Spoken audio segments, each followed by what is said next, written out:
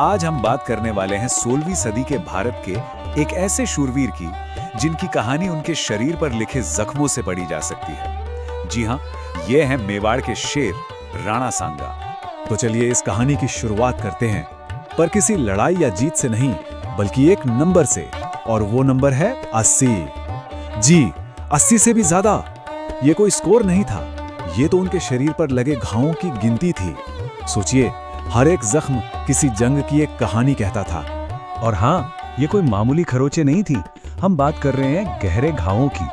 मिसाल के तौर पर अपने ही भाई के साथ एक झगड़े में उन्होंने अपनी एक आंख खो दी थी, हमेशा के लिए। और बात सिर्फ आंख तक ही नहीं रुकी, लड़ाइयों के दौरान उनका एक हाथ भी शरीर से अलग हो गया था। मतलब उनका शरीर सचमुच में जंग के मैदान का एक जीता जागता नक्शा बन गया था।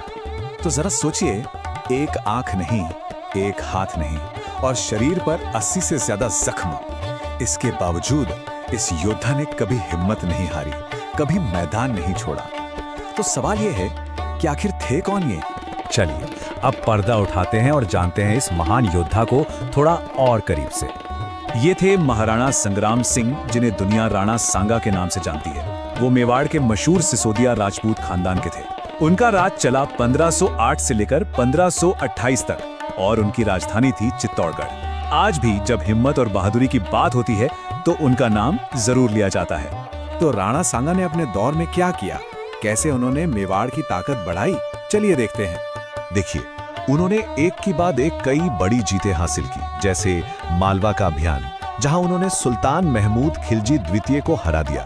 फिर गुजरात सल्तनत को भी कड़ी टक्कर दी और पीछे हटने पर मजबूर कर दिया। पर शायद उनकी सबसे बड़ी कामयाबी थी राजपूतों को एक साथ लाना। जो राजपूत घराने सालों से आपस में लड़ रहे थे, उन सब को उन्होंने एक झंडे के नीचे खड़ा कर दिया। और इन सब जीतों का नतीजा ये हुआ कि राणा सांगा उस दौर में उत्तरी भारत के सबसे ताकतवर हिंदू राजा बन गए। एक ऐसी शक्ति जिसे कोई नजरअंदाज नहीं कर सकता था। लेकिन कहानी में हमेशा एक लेकिन होता है।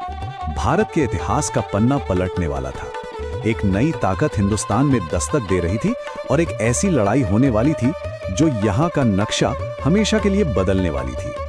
और ये टकराव था दो सूरमाओं के बीच। एक तरफ थे सभी राजपूतों के नेता राणा सांगा, और दूसरी तरफ भारत में मुगल साम्राज्य की नींव रखने वाला बाबर। साल था 1527, जगह थी खानवा का मैदान, और यहाँ लड़ी गई भारत के इतिहास की सबसे अहम लड़ाइयों में से एक। लेकिन इसका नतीजा राणा सांगा के पक्ष में नहीं रहा, वो ये लड़ाई हार गए। अब सवाल उठता है क्यों? वजह थी बाबर की नई टेक्नोलॉजी, तोपें और बारूद। राजपूतों की तलवारें और बहादुरी बाबर की तोपों के आगे बेबस हो गईं। इस एक हार का असर बहुत बड़ा था। खानवा की लड़ाई ने सिर्फ एक जंग का नतीजा तय नहीं किया, इसने भारत में मुगल राज की नींव को पत्थर की तरह मजबूत कर दिया। यहीं से हिंदुस्तान का इतिहास एक बिल्कुल नए रास्ते पर चल पड़ा। तो इस हार के बाद राणा सांगा का क्या हुआ, और क्या किसी योद्धा की पूरी कहानी सिर्फ एक हार से लिखी जा सकती है? चलिए समझते हैं। हार के बावजूद राणा सांगा का जज्बा कम नहीं हुआ था। वो बाबर से बदला लेने के लिए एक और जंग की तैयारी में जुट गए। लेकिन 1528 में उनकी मौत हो गई, और सबसे दुखद बात ये थी कि उनकी मौत किसी दुश्मन की तलवार से नहीं हुई। ऐसा कहा जाता है कि उनके ही कुछ सरदारों ने उन्हें जहर दे दिया, क्योंकि वो एक और लड़ाई का अंजाम देखने से डर रहे थे। तो फिर राणा सांगा को इतिहास में किस तरह याद रखा जाता है? देखिए, वो हमेशा राजपूतों के शौर्य और स्वाभिमान का प्रतीक बने रहे। वो मुगलों के रास्ते की सबसे बड़ी चट्टान थे।